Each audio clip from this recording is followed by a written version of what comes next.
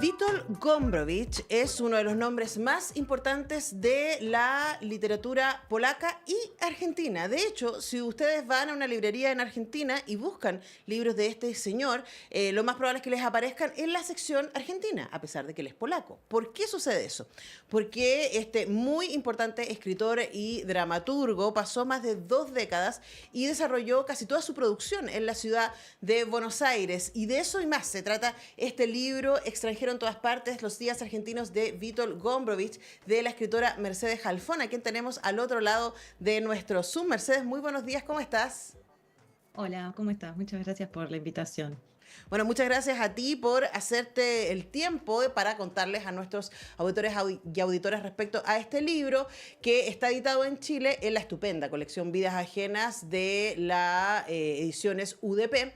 Y a mí una de las cosas que me llamó la atención del libro, Mercedes, es que yo no era muy conocedora de la biografía ni de la literatura de Gombrowicz, pero su personaje en sí mismo es un personaje literario, él es muy, muy fascinante. Entonces, la primera advertencia es como esto es para iniciados, pero también para no. Si alguien no conoce a Gombrowicz, igual lo va a pasar muy bien leyendo el libro porque es muy fascinante.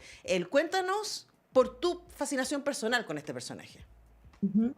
Bueno, sí, como vos decís, es un personaje bastante increíble. La vida de él le han pasado cosas que ya de por sí vale la pena contarlas, ¿no? Él es un escritor polaco que se toma un transatlántico para viajar y conocer Argentina en el año 39 y estalla la Segunda Guerra Mundial y él no puede volver a Polonia. Después de la Segunda Guerra Mundial, Polonia pasa a ser territorio de la Unión Soviética y Gombrowicz está perdido, entonces nunca, perdón, prohibido, nunca va a poder volver a su país natal. Entonces lo que empezaba siendo un viaje como para conocer nuevas tierras, termina siendo una residencia casi definitiva, ¿no? Termina viviendo 24 años en Argentina, un lugar que para él era totalmente extraño, no sabía ni el idioma, ni tampoco había venido preparado, no tenía plata, no tenía contactos, no tenía nada. Y bueno, termina viviendo una vida bastante extravagante en nuestro país, ¿no? Y a mí, digamos, la invitación, yo conocía esta historia y conocía un poquito de su literatura. Mi editor Felipe Gana, editor de UDP, me propuso hacer este perfil sobre Gombrowicz y bueno, empecé a leerlo así como diciendo, bueno, voy a probar a ver qué me pasa. Y empecé a leer su literatura y la verdad que es muy gracioso también, me reía mucho, me divertía mucho y sentí que, bueno, que la iba a pasar bien, ¿no? Estos proyectos siempre son largos, ¿no? Lleva bastante tiempo una investigación y la escritura de un libro así, y dije, bueno, sé que va a ser una buena experiencia meterme en este mundo durante un tiempo largo, ¿no? ¿Y lo fue? Lo fue, totalmente, sí. La verdad que fue un proceso hermoso de escritura y de investigación y nada, ya lo extraño, extraño haber terminado de escribir este libro. Ahora, una de las cosas que tiene que ver con el título, ¿no? Esta idea de extranjero en todas partes, es que cuando él llega a Argentina y llega en este transatlántico que está haciendo casi como una prueba, ¿no? De que ya se puede viajar desde Europa hasta Sudamérica y además está y en el grupo de gente que venía, ¿no? Venía gente muy notable. Él ya era un escritor más o menos reconocido. Él además te escribía para distintos medios de comunicación y él decide quedarse acá. Y la manera en que empieza a vivir en Argentina está cruzada por 2 cosas. Aquí lo planteo como hipótesis a partir de leer el libro. Mercedes, una, claro, lo que tú dices, ¿no? Él llega y es bien poco glamoroso. O sea, esta idea como del intelectual con pipa que va a llegar y va a estar en los cafés largamente. No, él lo pasa pésimo. Vive en pensiones, no tiene plata, sus amigos lo tienen que invitar a comer. Pasa días, hace como cuando por fin, como 5 años después consigue un trabajo, por fin se pueden comprar calzoncillos. O sea, así de grave es la cosa, ¿no?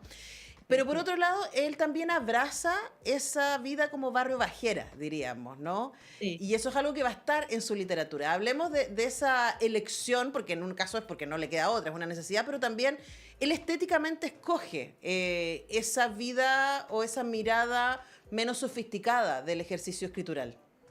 Absolutamente, o sea, él hay que pensar que él en Polonia es hijo de una familia terrateniente, de la aristocracia rural, muy, muy tradicionalista, ¿no? De Polonia. Ni siquiera es que se crió en Varsovia, él se crió en un pueblito donde su familia tenía un caserío y campos y demás, criado por institutrices, ¿no? Como toda una vida muy llena de cuidados y que él en algún momento quiere romper eso, quiere salir. Por eso también es un escritor tan raro. Y dentro de su familia, él es un poco como un extranjero, ¿no? Como toda su familia se dedicó, sus hermanos se dedicaron a vivir en el campo y seguir, digamos, con esas formas de producción y de vida.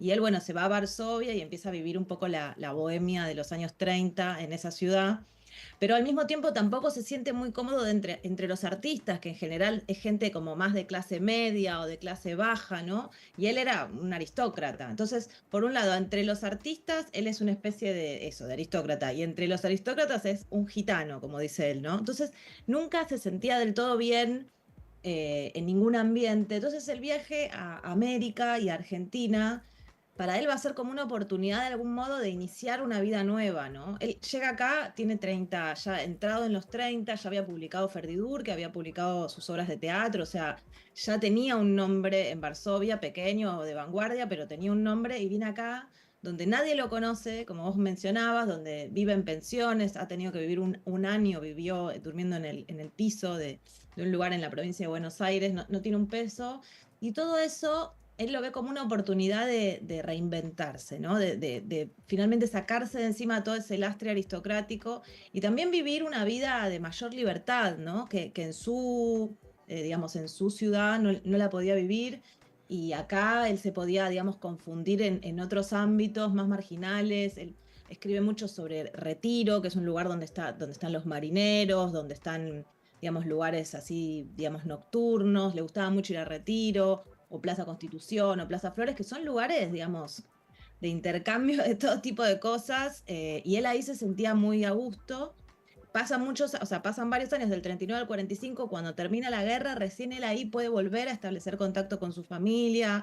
Bueno, empieza de vuelta, consigue un trabajo, empieza a trabajar en el Banco Polaco y ahí lentamente empieza a ordenarse un poco su vida, pero siempre manteniendo ese gusto por lo bajo, por lo inferior, por ciertas zonas que él inicia acá y acá él no va a vincularse tampoco con la aristocracia. De hecho, la revista Sur, que era la revista de Victorio Campo, que era la que definía un poco el clima cultural de la época, lo va a rechazar a Gombrowicz y Gombrowicz los va a rechazar a ellos también, ¿no? Entonces, bueno, él siempre va a elegir un poco el margen, ¿no? Dentro de todos los sistemas que se le presentan. Sí, y ahora es interesante, no fue por falta de oportunidades, porque hay una escena muy famosa en donde él va finalmente a la casa de Silvino Campo y tiene esta cena con ellos y hay gente muy importante. Y si ustedes buscan, si ustedes googlean, ¿cierto? Vítor Gombrowicz, se van a dar cuenta que uno de los titulares que aparecen, así como es su profunda enemistad con Borges, y él básicamente decide, no, esto tampoco, no me voy a juntar con esta gente, no es por acá lo mío, pero sí tiene un grupo de gente con la que se junta ahí en un café a hacer, por ejemplo, la traducción de su primer libro. Es una locura como lo hacen, ¿no? Porque él no hablaba bien español y además aprendió español, castellano en los espacios más barrio bajeros posibles y se junta con unos amigos ahí a hacer las traducciones y sale una obra que es bien cuestionada, yo aquí estoy repitiendo lo que dice Mercedes en el libro, que es bien cuestionada porque no se entiende mucho, porque entonces, claro, algunos dicen, no, pero es que no está bien traducida, y a mí me da la impresión, y aquí quiero que Mercedes, que es experta en su obra, que nos pueda explicar un poco más, que tiene que ver con que él tiene una manera de escribir que es, uno diría, muy dada, si hubiera estado entre los dada y los 20, ¿no? Mucho de su teatro va a ser considerado del absurdo a pesar de que sus obras están antes que las de Ionesco y las de Beckett. Entonces, hablemos un poco de su estética, ¿no? Y cómo de ser un extranjero en todas partes, de clase y también de nacionalidad, es algo que va a marcar su propuesta literaria. Ujú. Bueno, Gombrowicz es un escritor que siempre está un poco en lucha contra la forma, ¿no? La forma pensada como la forma perfecta, terminada, acabada.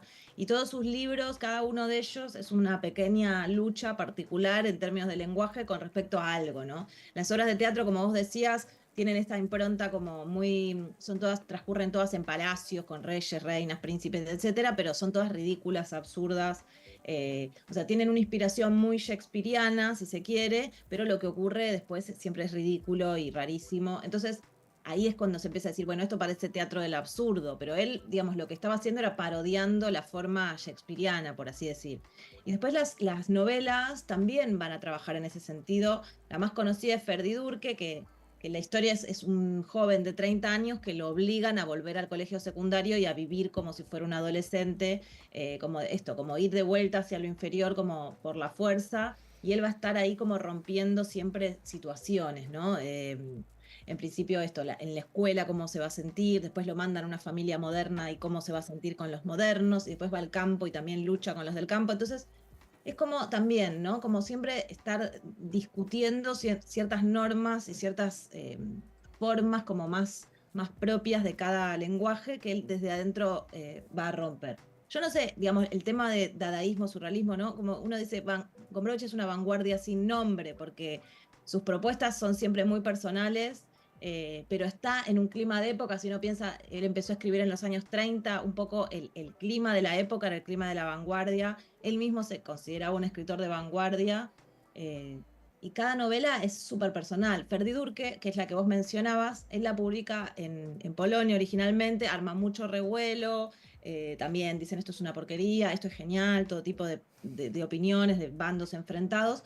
Y cuando está en Buenos Aires, él necesita tener un libro en español para que lo conozcan como escritor. Imagínense, nadie hablaba polaco. Entonces, yo soy escritor. Bueno, ¿qué puedo leer tuyo? Nada, está todo en polaco. Bueno, traduzcamos uno, y lo hace de la forma que puede. Tiene una amiga que es rica, le pide que le dé plata. Con esa plata él se financia unas situaciones con amigos que tampoco hablaban polaco. Él no hablaba español. Entonces es todo un poco ridículo, ¿no? Como él hacía primero una traducción al español malo que hablaba, como muy rudimentario, lo llevaba al café y ellos, sus amigos lo pasaban a buen español, ¿no? Ese Ujú. era como el procedimiento. Y cuando algo se trababa, cuando alguna frase no lograban encontrar la forma o no se entendía, se pasaban al francés, que era un idioma que algunos hablaban, Gombrowicz hablaba, entonces ahí terminaban de resolver. El resultado, obviamente, es un texto muy raro, pero el original ya era muy raro. Sí, Lo que claro. pasa es que hay gente que, yo no lo leí en polaco, pero he hablado con expertos que sí lo leyeron en polaco y que pueden leerlo en español y dicen que es mejor esta versión en términos de que el lenguaje está igual de enloquecido que la trama, ¿no? Porque es una trama muy enloquecida, la de Ferdi Durque, todo lo que va pasando, todas esas derivas. Y en español hay palabras inventadas, aparece, por ejemplo, la palabra cuculeíto, que no tiene traducción, y es una palabra bueno, que inventaron ahí para decir una cosa, otra, dos, tres cosas a la Ujú. vez, y así, o sea, habla mucho de la facha, que por un lado es la cara, pero también es como la impronta, y hay mucha palabra inventada y mucha palabra que Gombrowicz elegía por cómo sonaba. Le Ujú. gustaba el sonido de tal palabra y no importaba que esa palabra no fuera la exacta para traducir del polaco, y le decía, no importa, es esa. Ujú. Entonces hay muchísima arbitrariedad.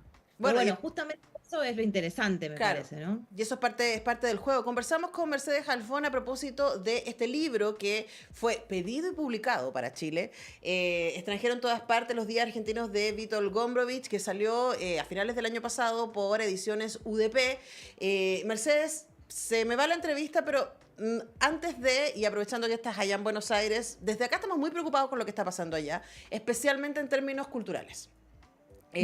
Y sabemos que ha habido muchas movilizaciones y mucho activismo, ¿cierto?, de parte del mundo de la cultura, especialmente el mundo audiovisual últimamente, por medidas muy específicas que tomó este gobierno recortando apoyos para el desarrollo del cine nacional. ¿Cómo ves tú en el área de la literatura que están transitando este momento?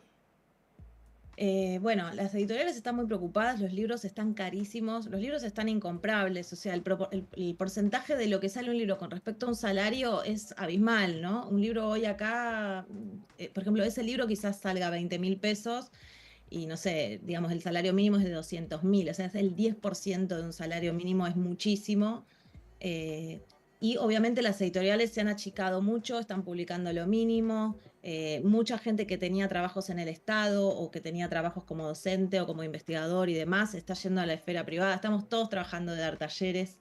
Eh, no sé, es un momento muy angustiante, muy crítico. Por suerte, venimos de la marcha ayer del 24 de marzo, que fue Ujú. multitudinaria, pero fue la marcha más multitudinaria que yo fui en muchísimo tiempo. Entonces, la marcha de conmemoración y de la memoria, de verdad y la justicia. Entonces, yo hoy por lo menos estoy como un poquito más esperanzada de que hay un campo crítico popular y con conciencia que no queremos que se destruya todo, ¿no? Que se venda todo y bueno, y hay que ver si se va armando desde lugares un poco más orgánicos una resistencia, pero el campo de la literatura está igualmente castigado. Pero bueno, como la literatura siempre es un poco más pobre, ¿no? El cine quizás requiere como de otra estructura y en este momento está muy afectado, pero en el campo de la literatura siento que también lo estamos viviendo. Ujú. Claro, cuando tú dices los precios de los libros, para nosotros siempre ir a Buenos Aires es ir a comprar libros, más ahora que viene la feria, ¿no?